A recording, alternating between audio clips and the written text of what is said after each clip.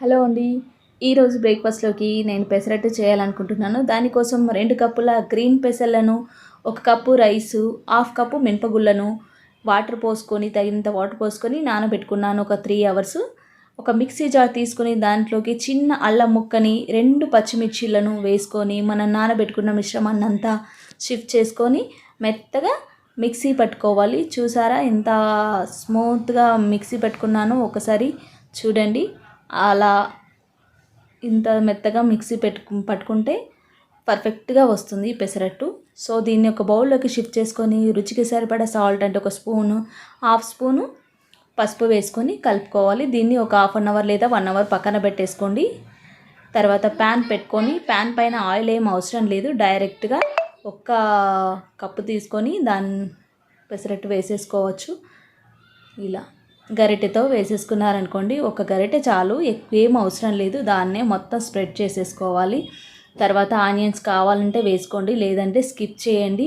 చూసారా, పెసరట్టు పైన మనకు బ్రౌనిష్ కలర్లో లేయర్ కనిపిస్తుంది కదా, అలా కనిపించిందంటే అది కుక్ అయిపోయినట్టే. ఇంకా ఆయిల్ వేసేసుకొని తీసేసుకోవచ్చు. మీకు కావాలనుకుంటే ఆయిల్ వేసుకోండి, లేదు అనుకుంటే గీ అయినా యూజ్ చేయొచ్చు, అది మీ ఇష్టం. ఆనియన్స్ కూడా కావాలనుకుంటే వేసుకోవచ్చు, లేదంటే స్కిప్ చేసేయచ్చు. చూసారా పర్ఫెక్ట్గా ఎలా వచ్చేస్తుందో పెసరట్టు.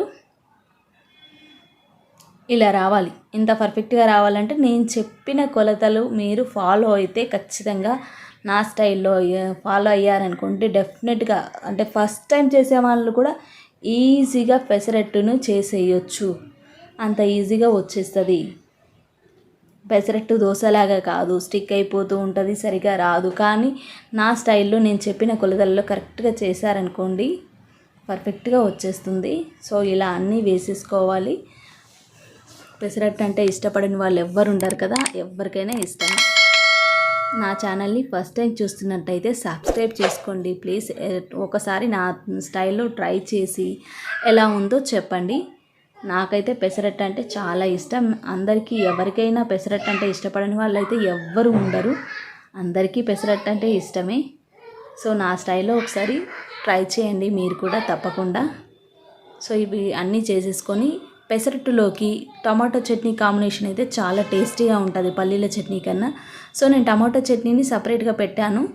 సో దాన్ని ఒకసారి చూడండి. నేను టమాటో చట్నీ కాంబినేషన్లోనే పెసరట్టు తింటాను. చూసారా పెసరట్టు ఎంత హోల్స్తోని ఎంత బాగా వచ్చిందో. టమాటో చట్నీ కూడా చూడండి.